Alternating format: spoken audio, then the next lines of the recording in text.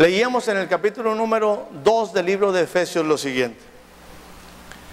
2:10 de Efesios dice: porque nosotros somos hechura suya.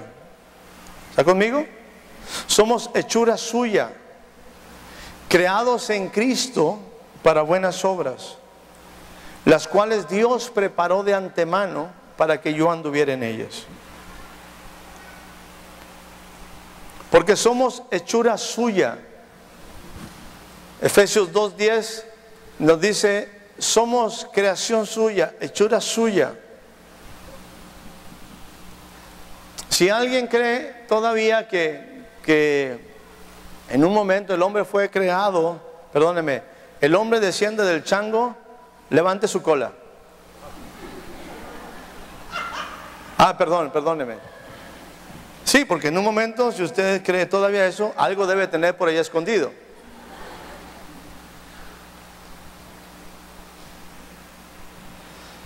Somos hechura suya, creados en Cristo. Diga conmigo: creados en Cristo. En Cristo estamos siendo reformados. Es volver a ser, estar en la posición de la idea original de Dios. Nosotros somos hechura suya, creados en Cristo para buenas obras. Decíamos Proverbios capítulo número 4 versículo 18, y lo estoy poniendo a usted para que usted ahí en un momento lo tenga marcado. Dice que la senda de los justos, mas la senda de los justos es como la luz de la aurora, que va en aumento hasta que el día es perfecto. Si vamos enlazando estos versículos que los hemos mencionado en las últimas 2 semanas, yo tengo que entender entonces que yo fui creado en Cristo para buenas obras. Yo no fui creado para pecar. Yo no fui creado para pecar. Entendamos el siguiente principio: pecar significa simple y sencillamente sabiendo hacer lo bueno y no hacerlo. Al que sabe hacer lo bueno y no lo hace, le es pecado. Ese es pecado. Pecado no implica que estés tomando. Esa es la consecuencia de la ignorancia. Y me refiero a tomando hasta quedar como cola de avión, hasta atrás.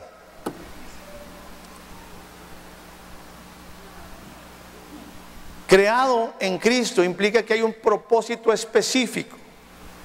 Hay un propósito, y cuando yo, sabiendo hacer lo que es bueno o entendiendo lo que es bueno, no lo hago, eso me es pecado. Eso es el pecado. Desviarme, distraerme, perderme. Pero el Señor reforma mi pensamiento, reforma mi vida para que yo vuelva a estar en eso que Él desde el principio estableció, pero que en un momento, por causa del desorden, por causa del pecado, se pierde. Entonces en Cristo somos hechura suya, recreados en Él para buenas obras, las cuales Dios preparó de antemano. Y no las preparó en ese momento, Dios las preparó desde la fundación del mundo. Pero por nuestro desvío, por nuestra distracción, por nuestra duda y por nuestras malas decisiones, por nuestros desvíos, por nuestras distracciones, por nuestras dudas y por nuestras malas decisiones, ciertamente nuestra vida empieza a tener y no cumplir el propósito preparado por Dios de antemano. La senda del justo no es más como la luz de la aurora, sino que en un instante no va en aumento, sino que va realmente y pasa a oscuridad, pasa a ignorancia. Y en ese sentido, la Biblia nos dice que ciertamente en esa recreación, en esa volver a recrear las cosas, volver a reformar, Dios preparó cosas que ojo no vio, que oído no oyó, que no han subido al corazón del hombre, son las que Dios ha preparado para aquellos que le aman. Son las que Dios ha preparado para aquellos que le aman.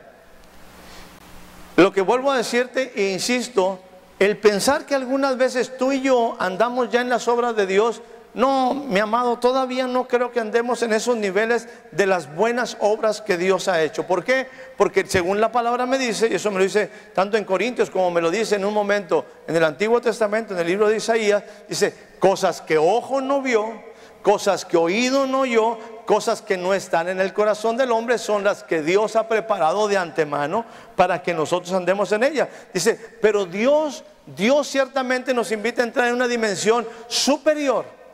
Dios nos invita a entrar en una dimensión superior a lo que nuestros ojos ven, a lo que nuestros oídos perciben, a lo que nuestro corazón. Hay un nivel que se llama el nivel del espíritu. Dice, pero Dios nos las reveló, esas cosas que ojo no vio, que oído no oyó, que no ha subido al corazón del hombre. Ese caminar, esas cosas preparadas de antemano, la única manera como yo las puedo entender tiene que ser en el espíritu. En el espíritu, que es un caminar en el espíritu. Y la misma Biblia me dice a mí, ciertamente, andad en el espíritu y no satisfagáis los deseos de la carne. Andad en el espíritu. Ciertamente no se puede servir a dos personas, no se puede servir a dos propósitos. Tienes que andar en el espíritu. Y Dios las revela. Y entonces estoy hablando que las cosas que Dios preparó, el camino perfecto, las situaciones diversas en el caminar del hombre, tiene que ser una revelación del espíritu. Tiene que ser una revelación del Espíritu. Forzosamente tiene que ser una revelación de Dios para tu vida en forma específica, redefiniendo tu propósito. Decíamos, trayendo paz a tu corazón, trayendo en un momento un propósito y prosperándote, una prosperidad que es importante. Entender que es diferente a la prosperidad del mundo. La prosperidad espiritual, la prosperidad de Dios es la verdadera, es la que depende del alma, la que depende del alma ligada con el espíritu. La que depende del alma ligada con el espíritu. Era la oración del siervo, era la oración del apóstol. Amado, yo deseo que seas prosperado en todo y que tengas salud, así como prospera tu alma.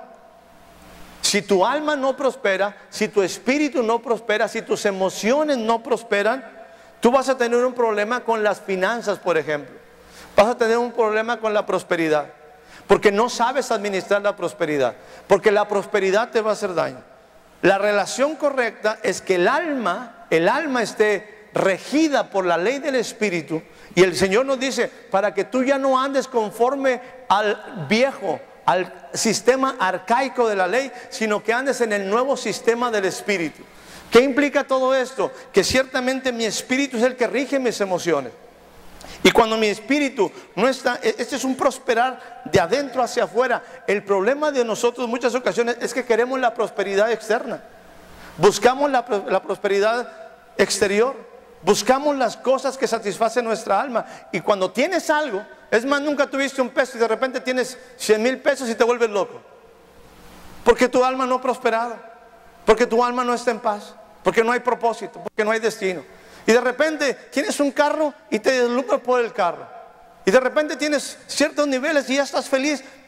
Y el problema es que todo eso no es la prosperidad de Dios. La prosperidad de Dios va en relación a que tu alma está regida por el Espíritu. Y es lo que el apóstol dice.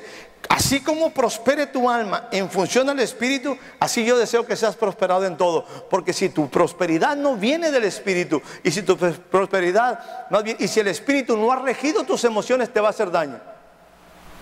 Te va a hacer daño. Te va a hacer daño.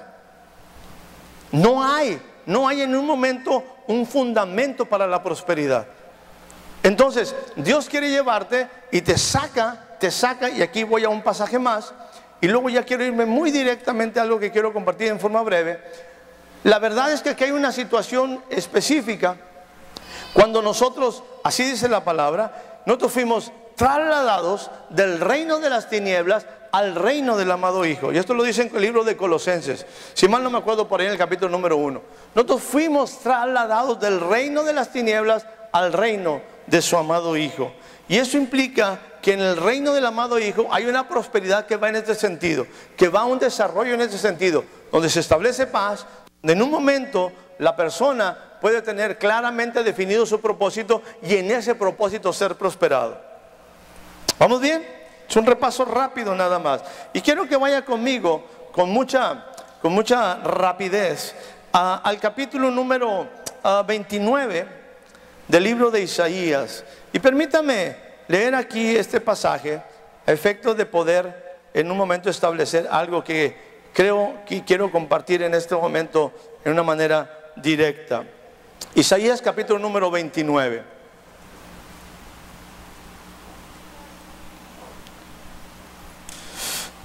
Dice este pasaje en una manera específica.